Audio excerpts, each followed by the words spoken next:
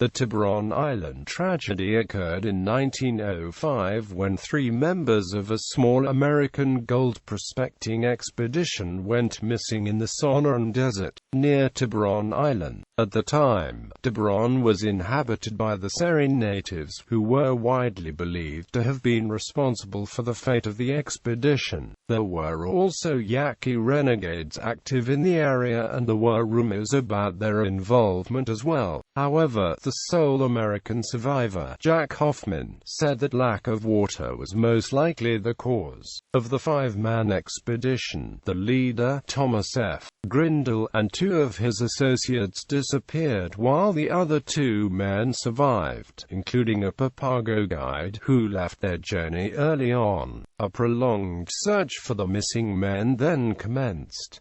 Led by Edward P. Grindle, search parties uncovered several artifacts that had belonged to members of the expedition, as well as evidence of the fate, but no trace of the men themselves was found. It was not until over a year later that the remains of Thomas Grindle were discovered by another group of explorers. Evidence at the scene seemed to confirm that dehydration was the cause of death. Background: Tiburon Island is the largest island of Mexico, but its location in the middle of the Gulf of California meant that it was still extremely remote in 1905. It was also sacred land of the Seri people, who were a small tribe that lived either on the island or on the Sonora coast. A narrow strip of land connected the island to the mainland, but it could be accessed only at extreme low tide, which was still dangerous. The Seri also had pinewood boats,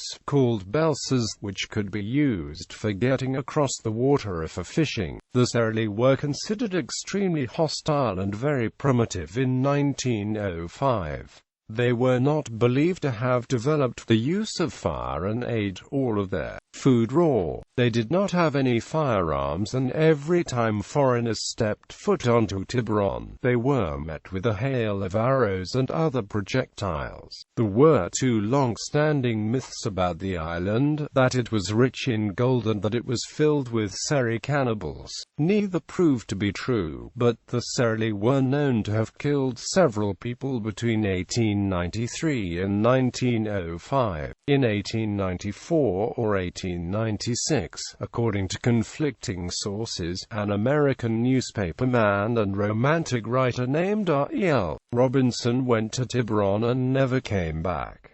According to James H. McClintock, before leaving his home in Phoenix, Arizona, Robinson told an Associated Press correspondent that he intended to be gone for 6 months, at the end of which he would return with some stories about the natives. Robinson also told the correspondent that he wanted to be pronounced dead by the newspapers so that people would assume he was killed by the natives. After heading south to Yuma, Robinson joined the owner of a small sloop, and the 2 men sailed to the island from the Colorado River. However, not long after going ashore, the boatman heard a pistol shot and saw Robinson struck down by stones and or arrows. The boatman barely escaped, set sail for Guaymas, and reported to the authorities what he had seen. Between 1896 and 1897, Captain George Porter, who had participated in multiple natural history expeditions in Lower California, disappeared after he sailed his junk to the island to collect seashells and curios. When he failed to return home, the Mexican army conducted a search of the island and found nothing more than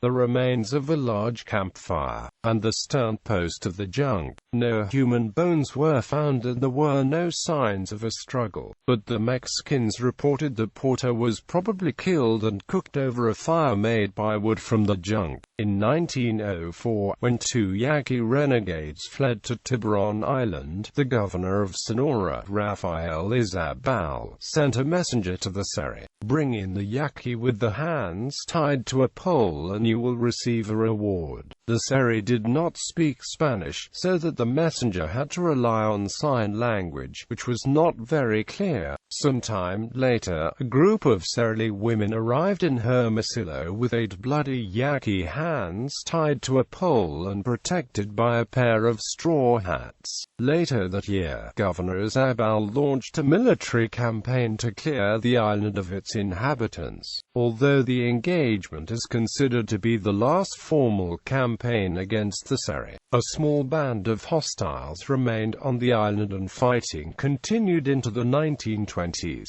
The tragedy. The Grindle expedition consisted of 4 Americans and 1 Papago guide, Thomas Grindle, the leader, Olin Rawls, or Rawlins, Jack Hoffman, David Ingram, or Ingraham, and Dolores Valenzuela. Grindle was a respected educator. Before his disappearance, he was both a teacher and principal of schools in Nogales and Tempe, as well as a clerk for Arizona's Supreme Court. Moreover, in 1898, he served as a sergeant of the Rough Riders during the Spanish-American War. Grindle had briefly visited Tiburon sometime between 1903 and 1904, but, upon his return, had reported to a Douglas newspaper that the natives were the most peaceable people on earth.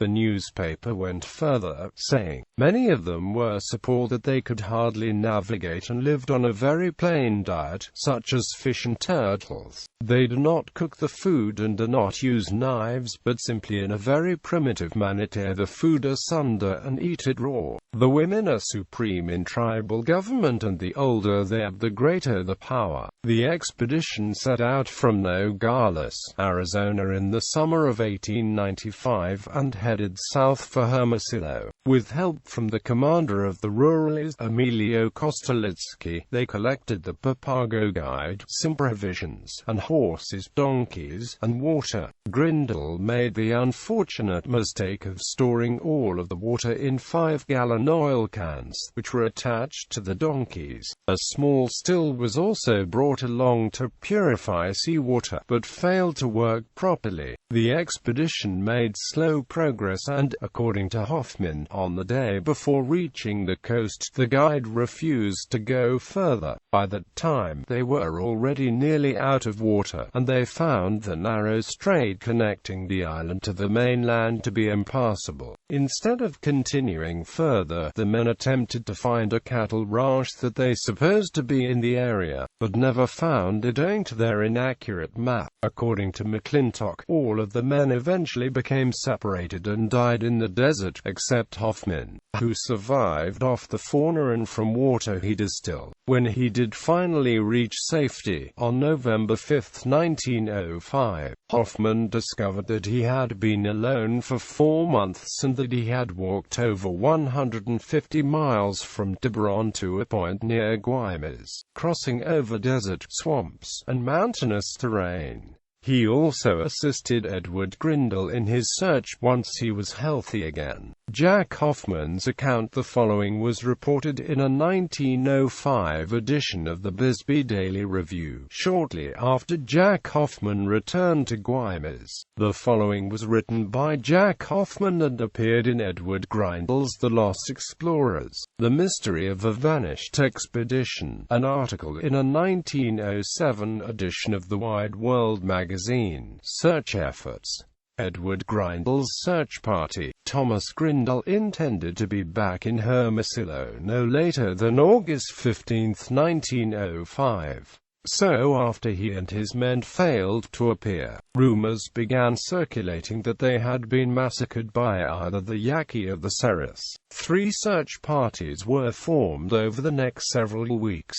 The first 2 were led by Thomas Grindle's brother Edward P. Grindle, who later wrote a detailed account of his experiences called The Lost Explorers, The Mystery of a Vanished Expedition. On September 1, after hearing no news about his brother's whereabouts, Edward Grindle traveled to Hermosillo, where he received all the help possible from Governor Isabel. Isabel issued Grindle the proper paperwork and he assigned a few rurales to help in the search. He also sent sent for the Papago guide, who lived at a ranch near Cape Orca. The guide, Dolores Valenzuela, was very frightened after the Mexican authorities summoned him. According to Grindle, there was an unwritten law in Mexico that said that it was a very serious offense for a native guide to return from a journey without bringing his followers back safely. Valenzuela told Grindle that on June 24 he left the expedition on the beach in front of the island, after being paid for his service. He made no mention of what might have happened to the others, but he did agree to help in the search. By that time, news arrived in Cape Orca that some Papago hunters had discovered a disturbing sight in the desert.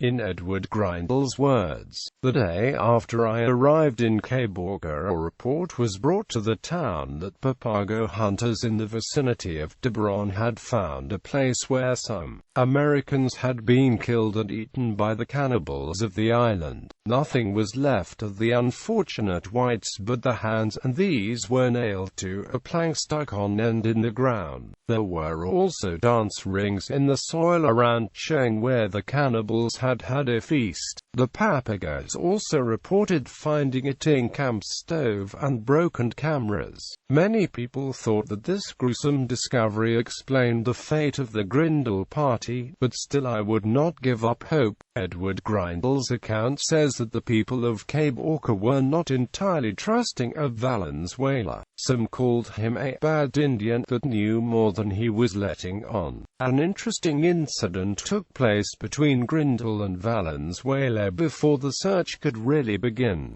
Grindle claims that Valenzuela was anxious to begin searching with him alone, but, after he said he was bringing a translator named Firkin along, Valenzuela said he wanted to bring 2 of his brothers.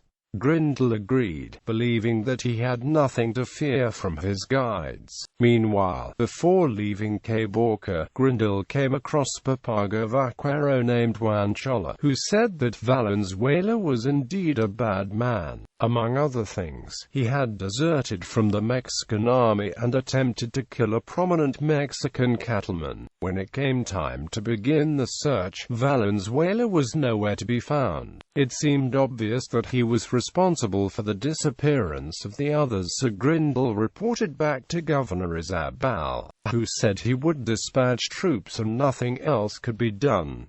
Grindle then decided to return to his home in Tucson, Arizona. However, within hours of his arrival, he found Valenzuela walking down the street. Grindle confronted the man, and when he asked what had happened, Valenzuela replied by saying that he was searching for him. Grindle then remembered that he had told the guide that he lived in Tucson, and Valenzuela told him that he was staying with a relative, Hugh Norris, at the Papago reservation outside of town. Grindle spoke with Norris, who said that Valenzuela was still anxious to help, but he would not return to Cape Orca because he was afraid of what the Mexicans would do to him. He left Cape Orca on horse and rode straight to Tucson in 2 days, a distance of about 200 miles. Grindle agreed to bypass Cape Orca, and, because he didn't want to travel alone with the guide all the way back to Hermosillo, he enlisted the help of a young miner named Fred Christie. The 3 men then headed back to Mexico, having telegraphed Governor Isabel and the American consul, Louis Hosteta, before leaving. At Hermosillo, Grindle purchased supplies and hired 12 more heavily armed Papago scouts. Further, they went to the Sonora River so they could follow it to the coast. Once at the coast, the search party went north to where Valenzuela said he had left the others. A week later, at a place called Coyote Springs, or Coyote Wells, the search party picked up the trail left behind by the Grindle expedition and began following it. The location was over 175 miles from Hermosillo. After going 6 miles, the search party arrived at the coast and found the Seri camp where the hands were attached to a piece of wood. Grindle wrote there were 2 dance rings, one inside the other. The larger one was about 40 feet in diameter and well beaten at one side, and about a foot from the edge of the ring. There was a sawn plank, evidently driftwood, some 14 feet long, firmly planted in the soil. Nailed to this plank crosswise, 6 feet from the ground, was a stick 4 feet long. At each end of this stick was a human hand, fastened with leather straps cut from a camera case. On the inside of the straps were letters which evidently formed parts of the name of the owner. A capital M and a small e and R were noticeable. There were also some printed pages from a book on navigation tacked on the plank, and nearby was a small tin stove. The savages, I should explain, tied the wretched victim to this plank, and, as they dance, first one and then another will cut a piece of his flesh off, keeping up the horrible business to the tune of a doleful tam-tam and their own chanting until death puts an end to the prisoner's suffering. And it was into the hands of these fiends that I feared the explorers had fallen. Grindle continues on by saying that he believed the severed hands and the straps from the camera case came from 2 Los Angeles miners named Harry E. Miller and Gus Olander, who traveled to Tiburon in January 1905, but never returned. Continuing further, the search party found several abandoned camps from the expedition, as well as several artifacts and a few dead pack animals, but no trace of the explorers themselves were found. The Papago scouts also discovered fresh Seri tracks on more than one occasion, and, according to Grindle, in some cases they appeared to be overlapping, or following, that of the lost expedition. The Papagos told Edward that they were certain the Seris had either killed his brother and his men, or that they were prisoners on Tiburon Island. Eventually they convinced Grindle, and, when the supplies began running low, they decided to go back to Hermosillo, where they would organize another search party for Tiburon Island itself. Grindle's second journey lasted a week, and, because rain had washed away most of the tracks, they returned without finding anything of the lost explorers. Edward Grindle wrote the following letter to the Assistant Secretary of State, Robert Bacon, before leaving for Arizona: Hermosillo, Sonora, Mex. Dec. 9. Robert Bacon, Assistant Secretary of State, Washington, D.C. Sir, Mr. Hostetter, the American consul here, informed me you have written him regarding 4 Americans lost in the vicinity of Tiburon Island last July, namely, Thomas Grindle, Olin Rawls, David Ingraham and Jack Hoffman. Mr. Hoffman, however, has since been found, and you no doubt have heard his story. He says the other boys likely perished for want of water. Now I have been searching for this party since the 5th of September, giving my entire time to the matter, but have failed to find any of them. I have, however, found a trail and have followed it for over 100 miles, but the recent rains have entirely obliterated the trails. So now I have nothing to work on but the general location. I found the boys' camp deserted. I found 4 of 5 animals dead. I trailed Mr. Rawls over 40 miles, where he went alone with 1 mule. A sudden rain forced us to stop following the trail for the day, and next day the trail was gone. But one of the Indians found, about 10 miles further on, a dead mule. The mule had the pack saddle still on its back and a rifle and bucket still fastened to the saddle, which led me to believe that Mr. Rawls had fallen between this and the point where I last had his trail. I searched the country thoroughly, but could find no trace of the men. I had with me 5 to 12 Papago Indian trailers and 1 American companion. We searched the entire coast of the mainland in front of Tiburon Island for a distance of 100 miles, and back into the mountains for from 20 to 30 miles. And I think I have covered every place where bodies might reasonably be expected to be. We rode over 800 miles on horseback. I have given up ever finding the boys, but as a last resort I have offered a reward to the Papago Indians of $200 for each of the bodies they find. It is my opinion that the boys wandered in the frenzied condition away back into the mountains, into places where they never will be found. Everyone here has been very kind to me in the search, especially Louis Hostetta, the American consul. He has been very considerate, and helped me many times. I trust this information will be of value to your department. Very truly, E.P. Grindle. Arizona Ranges. Once Hoffman turned up alive and it was confirmed that tragedy had struck, the Arizona Ranges became involved. Captain Thomas H. Reining had served with Thomas Grindle during the brief career as Rough Riders, so he and a few of his men volunteered to make one final search. However, Governor Joseph Henry Kirby made it clear that Reining and his men could only enter Mexico as private citizens and had no jurisdiction once across the international border. The Rangers went anyway, and, with the help of Emilio Kostelitsky and the Ruralists, they attempted to pick up where Grindle and his search party had left off. The Rangers were not successful though, and they returned to Arizona a few weeks later. Captain Reining reported the following to a Douglas newspaper after his return from Mexico: Thomas Grindle's remains. The remains of Thomas Grindle were finally discovered by another group of explorers over a year after the tragedy took place. A December 27, 1906, edition of the Boston Evening Transcript said the following: